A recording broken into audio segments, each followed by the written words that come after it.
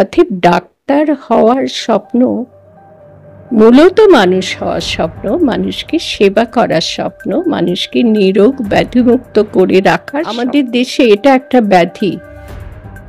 এত মেধাবী ছাত্রী বা ছাত্র বিজ্ঞান পড়ুক, ডাক্তার হবে বা ইঞ্জিনিয়ার হবে। এটা আমাদের দেশের একটা, আমি বলবো, এক ধরনের সামাজিক ব্যাধিগ্রস্ত। জয়েন্ট এন্ট্রান্স এলো, তারপরে এলো নিট। প্রত্যেকটা পরীক্ষার মধ্যে দুর্নীতি ঢুকে গেল, অর্থাৎ অভিভাবকরা এবং শিক্ষার্থী শ্রেণী তারাও কিন্তু তার সঙ্গে যুক্ত হয়ে গেল। দুর্নীতি যেটা বেশ সাড়া ফেলেছে দেশ জুড়ে, এই নিট দুর্নীতির ফলে কি বহু ছাত্রের ডাক্তার হবার স্বপ্ন ভঙ্গ হচ্ছে না? আমার যে উত্তরটা প্রথম মনে আসছে শিক্ষাবিদ নয়, শিক্ষানুরাগী হিসাবে, সেটা হলো ডাক্তার হওয়ার স্বপ্নটা একটা অর্থকরী জীবিকা লাভের স্বপ্ন এবং মানুষকে ব্যাধিমুক্ত করার পেশা গ্রহণের স্বপ্ন। কিন্তু তার উপরে একটা বড় স্বপ্ন প্রত্যেকটা মানুষের থাকা উচিত, সেটা হলো মানুষ হওয়ার স্বপ্ন। আর মানুষের মধ্যে থাকবে নৈতিক দায়বদ্ধতা। আমি যে কাজ করব সেই কাজ যেন কারোর জন্য ক্ষতিকারক না হয়, এটাকে বলে দায়বদ্ধতা। এই দায়বদ্ধতা যার নেই সে মানুষ ডাক্তার হোক আর বহু অর্থকরী পেশা রয়েছে, সেই পেশার মানুষ হোক, তাকে মানুষ বলা যাবে না। অতএব কেবল ডাক্তার হওয়ার স্বপ্ন বিঘ্নিত হচ্ছে তা নয়, তার সঙ্গে যুক্ত এই পেশাটা একটা সেবামূলক পেশা। মানুষের সব থেকে বড় শত্রু ব্যাধি। ব্যাধিমুক্ত জীবন প্রতিটা মানুষের কাম্য। যদি তা না হয় তাহলে জীবনের আর যে কোনো সাফল্যই সে লাভ করুক না কেন বা তারা, সে সাফল্য কোনো কাজে আসে না। অতএব ডাক্তার হওয়ার স্বপ্ন মূলত মানুষ হওয়ার স্বপ্ন, মানুষকে সেবা করার স্বপ্ন, মানুষকে নিরোগ ব্যাধিমুক্ত করে রাখার স্বপ্ন।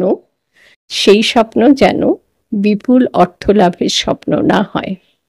কিন্তু দুর্নীতি যেটা হয়েছে প্রবেশিকা পরীক্ষা, ডাক্তার হওয়ার জন্য প্রবেশিকা পরীক্ষাতে, এতে আমি একটা কথা বলে প্রাথমিক কথা আমার শেষ করব।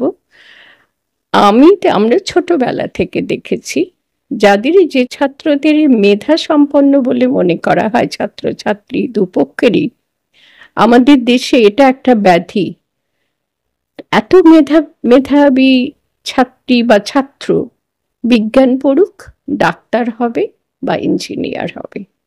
এটা আমাদের দেশের একটা, আমি বলবো, এক ধরনের সামাজিক ব্যাধিগ্রস্ততা। সমাজে এই ব্যাধিটা ছড়িয়ে রয়েছে। তৎসত্ত্বেও ঠিক আছে, মেধা থাকলে ডাক্তার হবে, হোক, কিন্তু শুধু ডাক্তার নয়, ডাক্তারি পেশাটাকে চিনবে, বুঝবে, জানবে, আর সর্বোপরি মানুষ হবে। সেই প্রবেশিকা পরীক্ষা, সেই ডাক্তার হওয়ার প্রবেশিকা পরীক্ষা সম্পর্কে আমার প্রথম বক্তব্য, যখন প্রবেশিকা পরীক্ষা ছিল না, যখন উচ্চ মাধ্যমিকও ছিল না, ম্যাট্রিক পরীক্ষা ছিল, স্কুল ফাইনাল, তারপরে আইএসসি ইত্যাদি, কোনো প্রতিযোগিতামূলক পরীক্ষা না দিয়েও ডাক্তার হওয়া যেত। তখন যারা ডাক্তার হতেন, প্রতিযোগিতামূলক পরীক্ষা, নিটের মতো পরীক্ষা, তার আগে জয়েন্ট এন্ট্রান্সের মতন পরীক্ষা না দিয়েও যারা মেধা বলেই ডাক্তারের আগের পরীক্ষার সার্টিফিকেট নিয়ে ডাক্তারিতে প্রবেশ করতে পারতেন, বহুদিন পর্যন্ত চলেছে, আমরা দেখেছি, তারা সত্যিকার ডাক্তারি পেশাটার মাহাত্ম্য বুঝে ডাক্তারি করতেন। ধীরে ধীরে জয়েন্ট এন্ট্রান্স এলো, তারপরে এলো নিট। প্রত্যেকটা পরীক্ষার মধ্যে দুর্নীতি ঢুকে গেল, অর্থাৎ অভিভাবকরা এবং শিক্ষার্থী শ্রেণী তারাও কিন্তু তার সঙ্গে যুক্ত হয়ে গেলেন। তারা টাকা দিচ্ছেন, পাশ করতে পারছেন না। দুর্নীতি মানে তো তাই, টাকা দিয়ে যারা পাশ করতে পেরেছে তাদেরকে হটিয়ে টাকা দিয়ে ঢুকে যাওয়া। আমি বলবো শুধুমাত্র সরকার পক্ষ বা রাজনৈতিক দলীয় সরকারের পক্ষ তাদেরকে দায়ী করাটা আমাদের দিক থেকে ভুল হবে। এখন গোটা সমাজ ব্যবস্থার মধ্যে যে ভূত ঢুকে গেছে, সেই ভূত হলো দুটো ভূত। একটা ক্ষমতা লাভের ভূত, আর একটা হলো অর্থ লাভের ভূত।